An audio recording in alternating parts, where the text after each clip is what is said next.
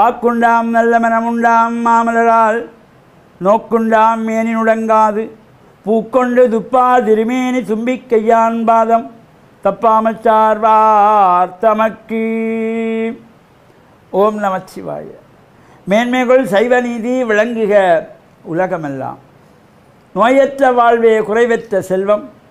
அந்த நோய் நொடி இல்லாத வாழ்வு இந்த உலக மக்கள் எல்லோரும் வாழ வேண்டும் என்று கலியுகத்தின் காந்தமலை ஜோதியாகிய சபரிமலை சுவாமி ஐயப்பனுடைய திருவடிகளை சிறந்தாழ்த்தி டான் தமிழொலி ஓம் தொலைக்காட்சி நேயர்கள் அனைவருக்கும் சர்வதேச இந்து மத குறிப்பீடம் அகில இலங்கை சபரிமலை ஸ்ரீ சாஸ்தாபுரத்தின் சார்பில் இனிய வணக்கங்களும் நல்லாசிகளும். இன்றும் மங்களகரமான குரோதி வருஷம் வைகாசி மாதம் 17ஆம் நாள் 30/5/2024 வியாழக்கிழமை. இன்று மலர்ந்திருக்கின்ற இன்றைய பொழுதும் நம் எல்லோருடைய வாழ்விலும் எல்லா விதமான சிறப்புகளும் கிடைக்க இறைவனை பிரார்த்தித்து இன்று குரு வாரம் என்று போற்றுகின்ற வியாழக்கிழமை.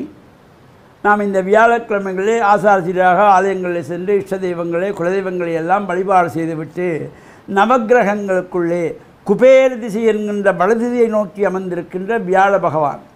இந்த வியாழ பகவானுக்கு மஞ்சள் பட்டு சாத்தக்கூடியவர்கள் மஞ்சள் பட்டு வாங்கி கொடுத்து அந்த மஞ்சள் பட்டை சாத்தி மஞ்சள் மலர்களாலே மாலைகள் தொடுத்து கொடுத்து அணிவித்து மஞ்சள் மலர்களாலே அர்ச்சனை வழிபாடுகள் செய்கின்ற பொழுதிலும் கொண்டல் கடலை நிவேதனமாக வைத்து பிரார்த்தனை செய்கின்ற பொழுதும் எல்லா விதமான சிறப்புகளும் கிடைக்கும்.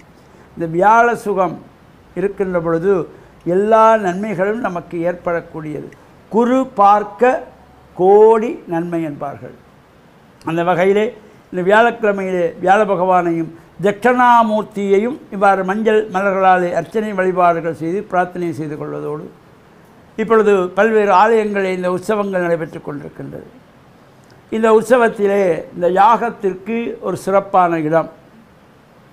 அந்த 9 இரவுகள் அந்த யாகசாலையிலே விசேஷமான பூஜை வழிபாடுகள் காலை மாலையிலே ஆகுதிகள் எல்லாம் நடைபெறும்.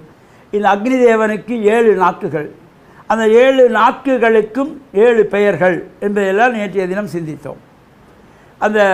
அந்தந்த சுவை கொண்ட திரவியங்களை அந்தந்த சுவை கொண்ட நாக்குகள் மூலமாக இந்த ஆகுதிகள் செய்யப்படுகின்ற பொழுது ஒரு சிறப்பு. அந்த வகையிலே பல்வேறு வகையான வேர் வகைகள், பட்டை வகைகள், சமித்தி வகைகள், தானிய வகைகள், பழ வகைகள், பட்டு வஸ்திரங்கள், பால், தயிர், தேன், நெய், இன்னொரு திரவியங்களெல்லாம் அங்கே ஆகுதிகள் செய்யப்படுகின்ற பொழுதிலும் அந்த 7 நாக்குகள் மூலமாக அங்கே சிவாச்சாரியார்கள் அந்த மந்திரங்களை சொல்லி ஆகுதி செய்து கொள்வார்கள். ஓம் கிரண்யாய ஸ்வாஹா, ஓம் கனகாய ஸ்வாஹா, ஓம் ரக்தாய ஸ்வாஹா என்று அந்த ஒவ்வொரு நாக்குகளுடைய பெயர்களை சொல்லி இந்த ஆகுதிகள் எல்லாம் செய்து கொள்வார்கள். அவ்வாறு சிறப்புகளோடு கூடியது இந்த அக்னி வழிபாடு. இந்த அக்னி தேவனுக்கு அக்னி தேவனுடைய மனைவி பெயர்